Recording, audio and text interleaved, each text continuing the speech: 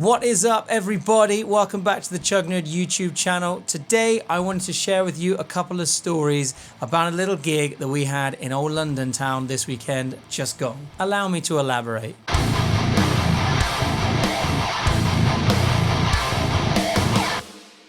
Alright, welcome back to the Chug YouTube channel, everybody. My name is DJ. I'm a guitarist from the southwest of the UK. And if you're brand new here, then I will start by saying that I play in a band. My band is called HollowKin. We are a modern kind of groove metal band from the southwest of the UK. If you know the UK, we're kind of based in Bath, kind of the Bristol area in the southwest.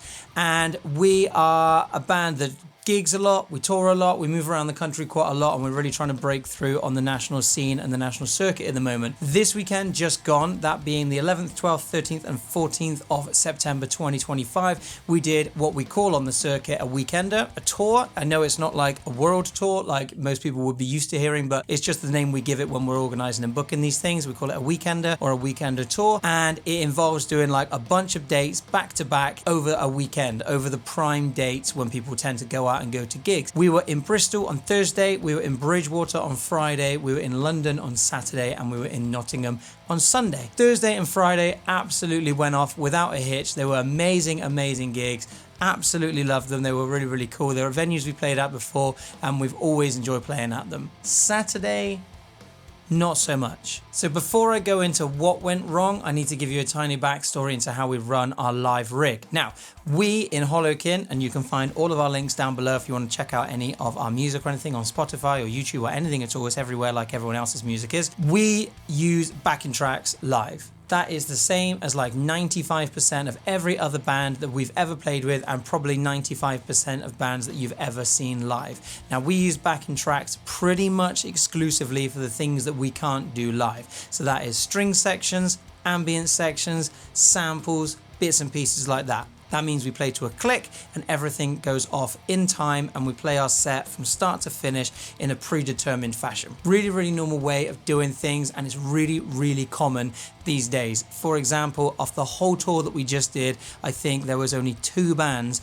that didn't use backing tracks, and we must have played with nearly 20 bands over the whole weekend. So it's really common. We do have some ground rules. There's 2 things that we would never put on, 3 things that we would never put on backing tracks. Vocals of any kind don't go on backing tracks. Guitars of any kind don't go on any backing tracks. And drums of any kind, apart from digital drums like sample drums, don't go on any backing tracks. But nothing live, nothing that we do live can go on backing tracks. The exception to that is that, as I've explained in a previous video where I talked about what it's like to be in a band in 2025, which you can find links for up here and in the cards at the end of the video, we are all grown-ups. We all have grown-up responsibilities. We've got kids, careers, jobs, and all the rest of it. So with that in mind, our bassist Hodds can't always make every single gig that we do. So the exception to the rule that we make is if Hodds can't make a gig, we put the bass pre-recorded on a backing track. Again, incredibly common to do this. We played with a band just on Sunday night up in Nottingham. They had their bassist on a backing track. It's really common. We played with bands where it's just a singer, a guitarist, and a drummer, and everything else is on tracks. And I'm not saying it's the perfect way of doing it, it's just a really common and normal thing to do. So we allow that, and it allows us still to gig. Yes, of course, we miss Hodds when he can't join us, but it allows us to still accept those gigs when he can't make it because of childcare or because of work that he can't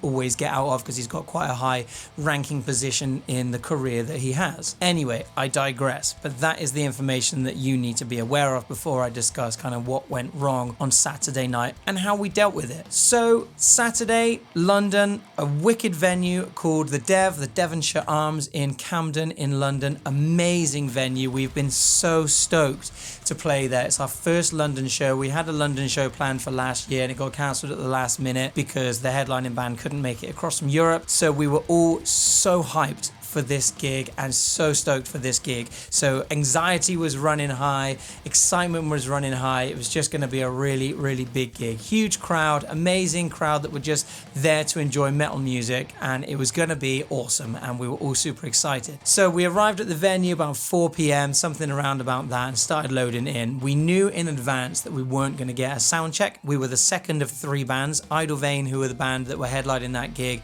that we were on tour with, they were going to be doing a sound check first, and then the opening band were going to be doing their sound check ready to go on. So we were only going to get a line check before we went on, which isn't ideal when you have as much going on as we do. And by that I mean we got 2 analog guitar amplifiers, obviously drums, vocals, and our backing tracks, plus we've got some vocals that run through backing tracks, as in for effects, not on backing tracks, but it runs through the laptop to add some vocal effects like choruses and stuff like that. So James has 2 different microphones that he uses when we play live, and obviously of course we had all the normal synths, strings, samples, and the bass on the tracks as well that we needed to make sure worked. So we get on stage. First time we've managed to load any of our gear on stage. Problem number 1, the venue provides 2 guitar cabs, 1 Laney 4x12 and 1 Marshall 1952 4x12 I think it was, or 1960 lead, I can't remember, doesn't matter, and my cab doesn't work.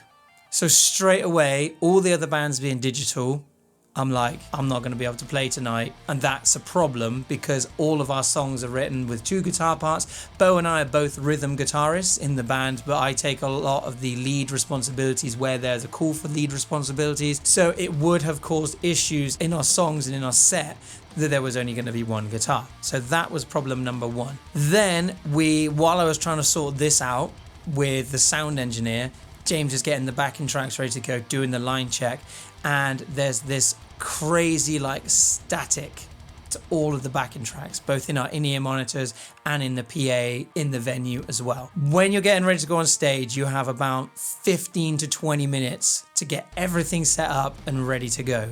So if a problem comes up, you've got literally minutes to fix it. Very, very short window of time to fix it because you're working to a curfew. Venues usually have to close or stop music at 11 p.m. in the UK. So you have to be quick and you have to be efficient if there are issues. So we don't know where all this static is coming from. We've got no idea. James runs and is in charge of all of the backing tracks, so he built the rig that we use and it is generally flawless. He does an insanely good job of it. It is like a 6th member of the band because it is its own entity in and of itself. It comes with its own rack system, it comes with its own setup, and it's part of our live sound. So we do a really quick bit of troubleshooting, both James with what he knows about the rig that he's put together, with the laptop that he uses to run the tracks, and also with the sound engineer looking at different XLRs and inputs and all the rest of it. 5 minutes goes by of intense, genuinely intense stress where we're like, what are we gonna do? We can't play because it would just be James singing, Bo on guitar and Alex on drums. I obviously wouldn't have been able to play guitar because the guitar cab wasn't working. What the hell do we do? So James comes over to Bo and I with Alex behind us and he says, we can play, but we won't be able to use tracks. And me and Bo were like, no. Not a chance, because we can't not have bass. It would have sounded horrendous. We both said we rather would have just not played, which equally wasn't really an option. So we stand there for maybe 30 seconds, kind of looking at the floor, looking at each other, trying to figure out how are we going to make this work. And just as I glance around the room at this growing crowd that's kind of amassing ready for us to start our set, I spot Ollie, who's the bassist for Idle Vein, and I signal to him frantically. He must have thought I was having a heart attack or a stroke or something, but I signal to him frantically. I'm like, get over, come here, I need you. Anyway, so bless him, Ollie fights through the crowd, runs over to us, and I'm like, Ollie, I need a massive favor. What do you tune to in Idle Vein? And he was like, drop A. And I'm like, okay, Ollie, please can I borrow your beautiful Dingwall bass for our set, and I will play bass for us through the set, and we're just going to make it work and we're just going to make it happen. Now let me freeze frame there for 2 seconds and firstly say massive thank you to Ollie for allowing me to borrow his beautiful Dingwall for our set. But secondly, in my head, I'm thinking back to 2024 when Ronnie Radke and the Falling in Reverse camp got into huge hot water and huge debate and controversy because they cancelled a gig because I think they had their laptop stolen or misplaced or something like that. And there was so much controversy on YouTube about bands cancelling shows because of backing track issues and laptop issues and all the rest of it. So I was like, I'm not going to let this defeat us. We are still a metal band at the end of the day, and we should be able to perform our set, although without 1 guitar and with me on bass, we should still be able to get through it. We all know the songs and the set well enough that we should be able to just make it work. It won't be perfect, but I'm determined not to be beaten by not having backing tracks. Anyway, back into the story. So I grab Ollie's bass, I plug it into the bass amp that we're using. It's James's bass amp because we were going to run our bass backing tracks into a real amp to make it as authentic as possible. I plug into the bass amp. Bo comes over and he's like, what are we going to do for this song? What are we going to do for that song? And I just say, let's just do one song at a time and figure it out as we go. And it wasn't perfect. It was hilariously not perfect. Doesn't mean it was bad. We had an amazing time. I had an amazing time. It wasn't the show that I had planned. It wasn't the first show in London that I wanted it to be, and it definitely didn't represent the polished, slick, tight live performance that we usually bring to the stage. But we still did it. Most of our songs, I'd say, I think we did 9, maybe 10 songs that night. I'd say 7 out of them were fine and they were okay. And to the untrained ear who didn't know our songs, you wouldn't have known. But there were a couple instances where like I use a drop pedal on my guitar and Hodds obviously plays something different on bass. And I, in that moment, couldn't necessarily transpose into what it would be for each different part of each different song. So I was just trying to kind of figure out and use a little bit of music theory to kind of go, okay, we're normally in drop A, transpose brings us to this, and on the bass in this tuning it would be this. So there were moments where like wrong notes rung out, bits didn't sound quite right, and we have this really cool section in our set where we do like this 90-second medley, we call it, and it's basically we wanted to do a cover in our set, like a cover of something to have people kind of be able to latch onto, a little bit of familiarity in our set. So instead of just doing a straight up cover, what we do is we do a medley where we do like 30 seconds of a popular song, 30 seconds of another, and 30 seconds of another. So on that particular night it was meant to be 30 seconds of Blind by Korn, 30 seconds of Master of Puppets by Metallica, 30 seconds of Walk by Pantera. But Bo doesn't know all the bits that I do in those songs. So Bo does all like the stabby bits in like Metallica, and like I do all the high bits in like Blind, and I do the riff and stuff in like Walk. So I just had to do all of those bits on bass and just be like, okay, it's gonna sound awful, but I'm gonna do it because we're here and we're just gonna punk rock our way through it. And we did, and it sounded awful. Maybe I'll put a sound clip in so you can hear. Sounded awful, but we still did it, and I'm proud of us that we still did it. Yeah, let's see how this goes. Good luck, DJ.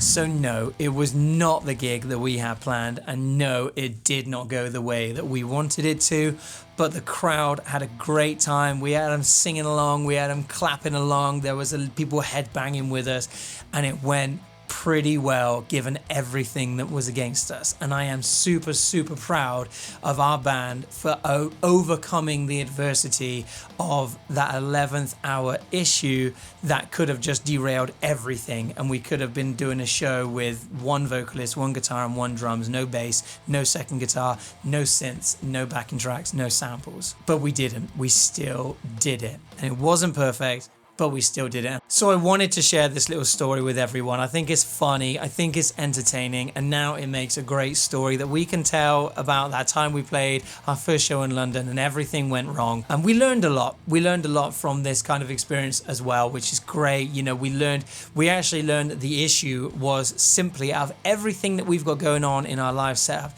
the issue was a USB lead. That was it. One USB lead that decided after 2 great gigs, Thursday and Friday, it decided, I'm not going to work anymore. No reason, no rhyme or reason to it. It just decided to die.